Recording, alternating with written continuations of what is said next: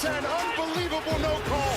I just heard the crowd go crazy, and I was like, oh, this is a flag. I don't know if there was ever more obvious pass interference. Then I got up, it said incomplete. I was like, oh. The New Orleans Saints opening training camp today, looking to bounce back from that brutal home loss to the Rams in the NFC Championship. Caesars has the team as 4-1 favorites to avenge that loss by winning out the NFC and reaching the Super Bowl. Disney's The Lion King. In theaters tonight. Rated PG. All right, Domonique, are the Saints the Mufasas of the NFC? And also, your favorites to win the... Oh, I also want to add the Lion King opens tonight, so everyone get ready for that exciting Glad event. Simba over here is a normal has a normal suit on today. I think I might have to anoint you this segment. I might have to anoint you, Kellerman. Yeah, I mean, I think that the Saints are obviously a realistic contender, but there is some legitimate concern around Drew Brees, somewhat of a decline last season, but it's not just him. They lost Mark Ingram, and I know he's not the most exciting player on that team, but they lost him, and he was an important part that allowed Kamara to be as effective as he was. They could hand the ball to Ingram on occasion. So those things are changes, but there's a whole nother field out there. It's hard for me to get all on the Saints when you have teams like the Eagles. And when it comes down to it in the NFL, as much as we love the exterior players, which I'm an outside player, I love corners, I love receivers, I love running backs, like I love safeties. We all know what really matters is how you play at the offensive and defensive line. You're talking my language. Yeah, I mean, that's is there a pocket or not? That's what matters. And it's not fun to talk about centers and guards and tackles or D tackles or D ends, but that's how the Eagles, when they won the Super Bowl, they won because their offensive line was the best in the league and their defensive line was the best in the league. And I think that with the return of a healthy Carson Wentz, MVP level quarterback, and the Eagles have the offensive and defensive lines playing like they have in the past, which I think they will. They still have Cox and Curry and Barnett. Like, they still have a lot of good rushers on that side, and their offensive line is still one of the best in the league. It's hard for me to turn against a team like the Eagles. I'd pick them first, and I even would stay in that conference. And I know people don't love it, but I really like the Cowboys over the Saints. I think the Saints are great, and they were robbed last year and kind of robbed the year before that. They probably should have won the Super Bowls in each of the last two seasons, but they're not my favorite team in the NFC coming into this season. Well, Dom, you talk about pass rush. I mean, you're going to talk about pass rush? How do you not talk about Aaron Donald? I mean, guys, honestly, he matters. Look at the Rams. You have to pick the Rams coming out. And I understand the Saints were pass interference or not play away, but guess what? Players make plays in big moments. Referees do too. Apparently. Look at Jared Goff. I'm expecting Jared Goff to take one of those huge leaps. And we got to credit Sean McVay for feeding them baby food last season. What I mean, they lived off of Todd Gurley and the play-action pass. They absolutely lived off it. But the one thing Jared Goff he got is experience. He got to go pound for pound with Tom Brady. Yes, obviously they underachieved. There was a disappointment not winning the Super Bowl. But this Rams squad is still stacked. Todd Gurley's only 24 years old. So you got to expect this guy's going to come back as a monster. But ultimately, we all agree, if you can get after the quarterback, you can be successful. And protect the quarterback, which you're right. The Rams can do both. They're fine picks. I'm going with the Saints. And the reason I'm going with the Saints is I think there's a fatal flaw on both the teams you guys like. You like the Eagles, correct? Mm-hmm. I love the Eagles, except Carson Wentz has not been around the last two seasons when they've needed him most. He has not been on the field. He was the MVP of the league 2 years ago till he got hurt.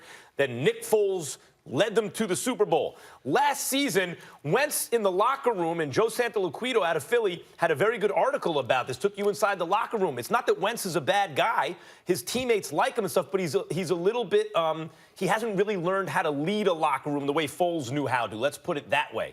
And then he wasn't available again. And what happened when Foles took over the team? He played them into and rallied them into the playoffs. Yep. And then they won a road game against the Bears. And then they almost beat the Saints at New Orleans. That was Foles. He's not there.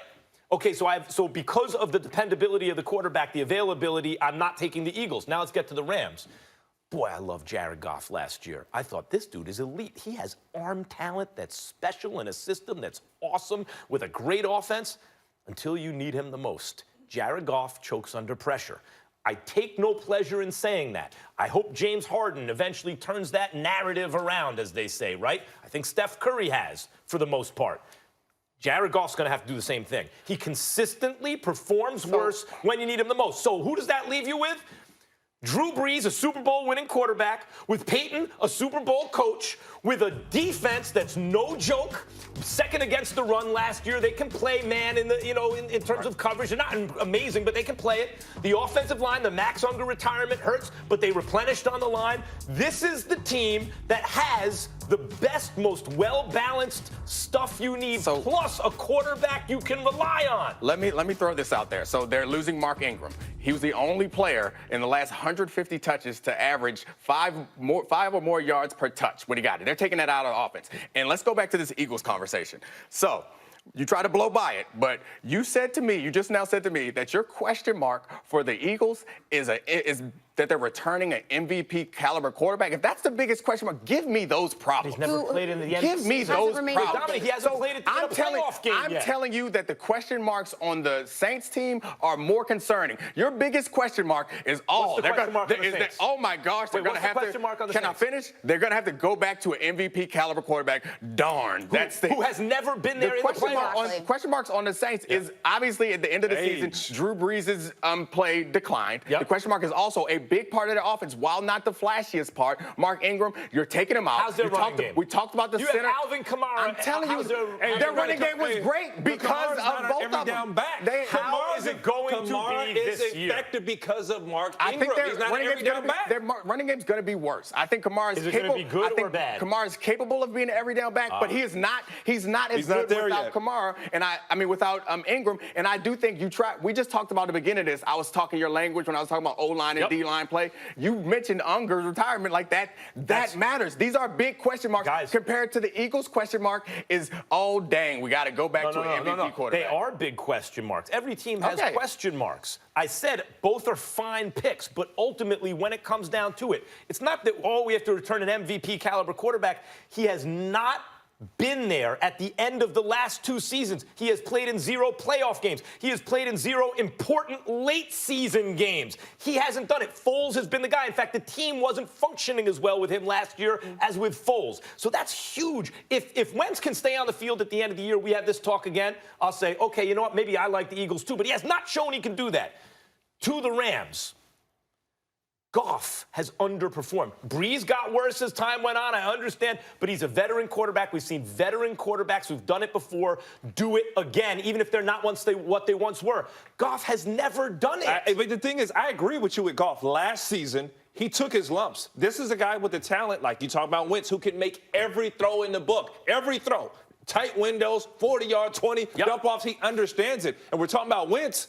He's Wentz with the experience. This guy balled last year. Not to mention he's probably got the best system in football, okay? Are we questioning Sean McVay? So from that standpoint, you give a little more responsibility to Jared Goff, and I believe in the Rams. So, I mean, I don't want to gloss over. I know I brought it up twice now. The Ingram points matter because there were plenty of times where Ingram and Kamara were on the field at the same time. This is going to impact their offense dramatically. I know that we like to devalue the running back position, and it's a fair thing to do. This number's supported. But when that specific offense needs that player, they're going to need someone else to step up in that role, and I don't feel as confident. Hey, hold on. They need 1 yard. Who gets it? Who they get the football to? They need 1 yard. Who are the Saints going to? You can find plenty of running backs who aren't even signed right now to get you a yard in a short yard situation. You don't just replace Mark Ingram. If you're making a team and you go, I got Drew Brees at quarterback, who you got at running back? Kamara, you're like, okay, I'm in good shape. Who do you got as your lead wideout? Michael Thomas. They have what they need. How important is the guy who gets you 1 yard down? Here's the biggest issue I had from their offseason. I'm not saying Ingram doesn't hurt.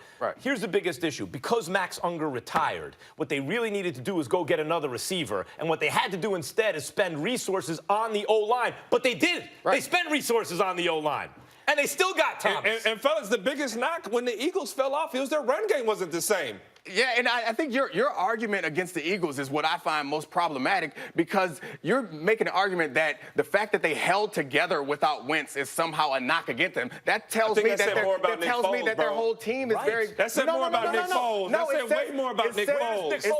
It says a lot about their team. It tells me that they have a very We do have to wrap up this conversation. No, Foles is good. I'm not knocking Foles. To wrap things up, Max, Foles is okay. you're firm that it will be the Saints standing tall on top of Pride Rock as the kings of the NFC can't when see all the things are Rams, said baby. and done. Over here we have Eagles. Ryan, you say the Rams. Rams all all right, day. everyone, do not forget Lion King opens up tonight. Make sure that's Good on your job, to-do Simba. list. All right. That was not an More insult. debate to Like, come there's on plenty of First other Look things TV going on. is under the most pressure in the AFC West. It's coming up.